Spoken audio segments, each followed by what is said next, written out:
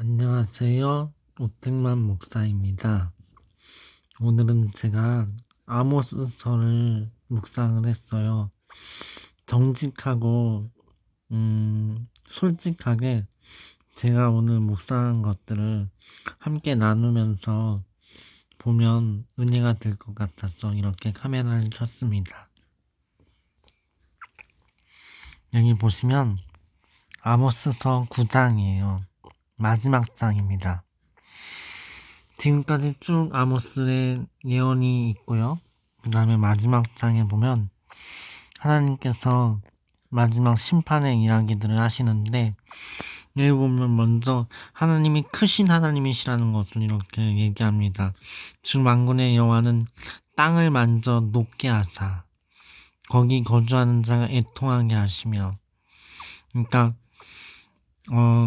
마그마 같은 것을 이야기하는 거라고 볼 수도 있겠고, 좀 더 추상적인 표현으로 하나님께서 그만큼 크신 분이시다라는 걸 얘기하는 거로 볼 수 있을 거예요.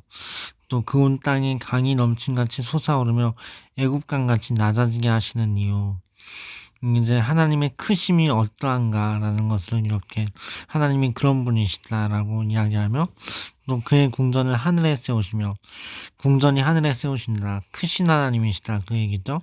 그 궁창의 기초를 땅에 두시며 바닷물을 불러 지면에 쏟으시는 이니 그 이름은 여호와시니라, 주시니라. 그러니까 하나님이 얼마나 크신 분이신가. 우리가 이 자연 만물을 볼 때 바닷속의 많은 것들을 하나님께서 다 명령하셔서 그들이 살게 하시고 온 우주도 다 돌아가게 하시잖아요. 그런 것들을 생각해 볼 때 하나님은 정말 엄청나게 어마어마하게 크신 하나님이시다라는 것을 이 구절을 통하여서 말씀해 주고 있습니다. 그리고 그 하나님께서 8절에 보면 보라 주 여호와의 눈이 범죄한 나라를 주목하노니, 하나님께서 하나님 앞에 죄악을 저지른 그 백성들을 하나님께서 주목하여 보신다는 거예요. 그리고 내가 그것을 지면에서 멸하리라. 하나님이 하나님께 범죄한 나라를 하나님께서 멸망시키시겠다, 그렇게 하나님께서 말씀하시는 겁니다. 굉장히 무서운 말씀이죠. 하나님의 심판을 말씀하고 있는데, 그럼에도 불구하고 여기에 어떠한 인자하심의 여지가 남아 있어요. 그러나 야곱의 집은 온전히 멸하지는 아니하리라. 여호와의 말씀이니라. 이 크신 하나님께서 멸하신다고 하면 반드시 멸하지겠죠. 그런데 야곱의 집, 이스라엘은 온전히 멸하지는 아니하리라 라고 말씀하시는 거예요. 왜 그렇습니까? 야곱에겐 아브라함을 통한 하나님의 언약이 있기 때문이에요. 하나님께서 언약하셨고 그들과 그들의 집을 세우시리라 하셨고, 그들을 통하여서 메시아 예수 그리스도를 보내시고, 오늘날 야곱의 집이라고 하면 바로 우리들을 뜻합니다. 아브라함의 자손, 메시아이신 예수 그리스도를 믿는 믿음을 가진 우리 성도들을 뜻하는 거예요. 그러므로 하나님께서 이 세상에 범죄한 많은 사람들을 주님께서 주목하시고 그들을 범죄한 대로 심판하시고 멸망시키신다 할지라도, 그럼에도 불구하고 하나님의 긍휼과 인자하심이 남아있는데, 그것은 하나님의 신실하신 언약에 의거해서 성도라는 이름으로 부르심을 받은 사람들에게는 하나님의 인자하심이 남아있다는 거예요. 이것이 우리에게 희망이 됩니다. 뒷장에 보면 좀 더 구체적으로 하나님의 언약이 이렇게 나와요. 하나님께서 이스라엘을 회복하시는데, 야곱집을 회복하시는데, 다윗의 무너진 장막을 일으키고 옛적과 같이 세우고, 그리고 기업을 얻게 하고, 또 이제 엄청난 풍성함을 말씀합니다. 파종하는 자가 곡식 추수하는 자의 뒤를 잇고, 이게 무슨 말이냐면 곡식을 추수하잖아요. 곡식을 추수하는데 곧바로 또 씨를 뿌리는 거예요. 그리고 또 포도를 거두잖아요. 포도를 거두어서 포도즙을 내고 포도주를 내는데, 그때 또 씨 뿌리는 자의 뒤를 잇는다는 거예요. 이렇게 엄청난 풍성함을 하나님이 약속하고, 이스라엘의 사로잡힌 것을 돌이키시고 포도원 가꾸게 하고 거원들을 만들고 열매를 먹게 하고, 내가 그들의 땅에 심으리니 그들이 내가 준 땅에서 다시 뽑히지 아니하리라. 내 하나님 여호와의 주의 말씀이니라. 이렇게 아모스서가 마칩니다. 이 이야기들을 볼 때 하나님이 이렇게 크신 하나님이신데 그 하나님께서 그의 백성들에게는 정말 아버지다우신 사랑을 베푸신다는 것을 생각해 볼 수 있어요. 그것은 예수님의 피값으로 형성된 언약 관계에 있는 것입니다. 그것은 우리의 믿음에 달려 있는 것이죠. 우리의 상황이나 우리의 환경이나 우리의 순종의 어떠한 순도에 달려 있는 것이 아닙니다. 물론 우리의 순종의 순도는 올라가야 돼요. 우리의 순종의 순도는 하나님과 관계가 더욱더 돈독해져야 되고 더 순종해야 되고 더 헌신해야 되고 더 열정을 내야 돼요. 그러나 그럼에도 불구하고 하나님께서 우리에게 인자를 베푸시는 것은 우리는 죄인이고 우리는 범죄한 나라이고 우리는 범죄한 백성임에도 불구하고 하나님께서 아들로 대우하시기 때문에 인자하심을 베푸신다는 것입니다. 예수님의 피값 때문에, 예수님의 십자가 공로 때문에. 그래서 그 십자가 공로를 믿고 믿음으로 하나님 여호와의 인자하심을 바라는 자에게 하나님께서 인자를 베푸신다는 거죠. 이것이 그래서 복음이 되는 거죠.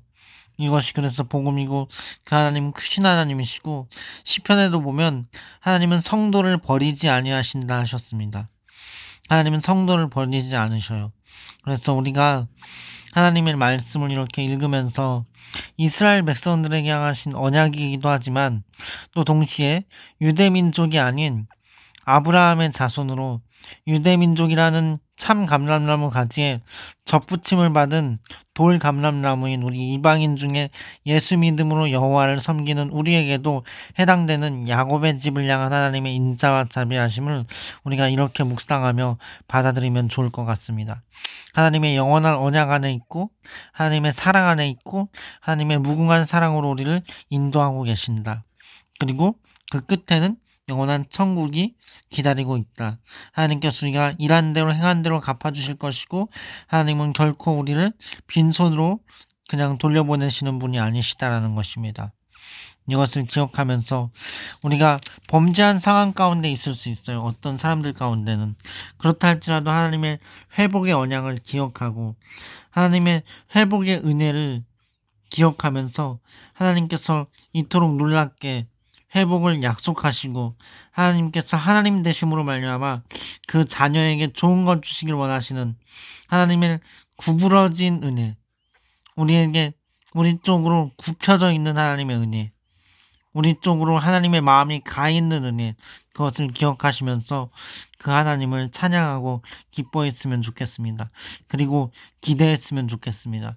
우리 행실이 좀 부족하고 연약해도 하나님의 인자하심을 바라면서 하나님의 자비하심을 바라면서 그러한 우리를 향하여서 하나님이 신실하심과 성실하심으로 언약을 지키시는 그 하나님을 바라보며 하나님을 기대하는 그러한 경외함이 그러한 크신 하나님을 우리가 온전히 다 이해할 수 없지만 그 이해할 수 없는 사랑을 베푸시는 하나님을 아는 그러한 은혜가 있었으면 좋겠습니다. 오늘 이렇게 이야기를 하면서 제 방에 붙어 있는 한 문구가 생각이 났어요.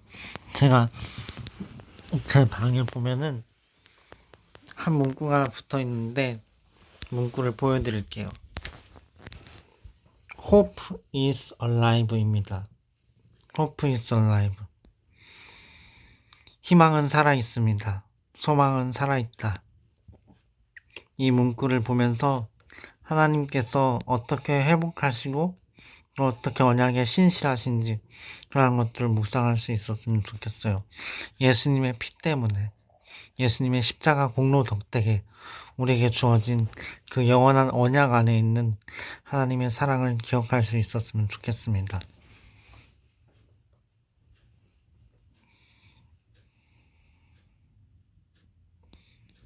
하나님 찬양합니다.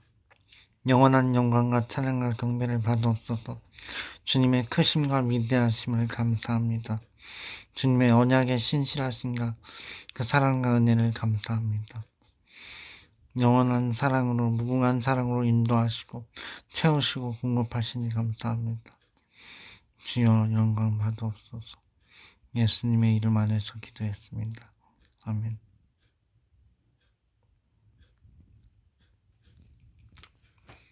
밝은 내일을 바라보시고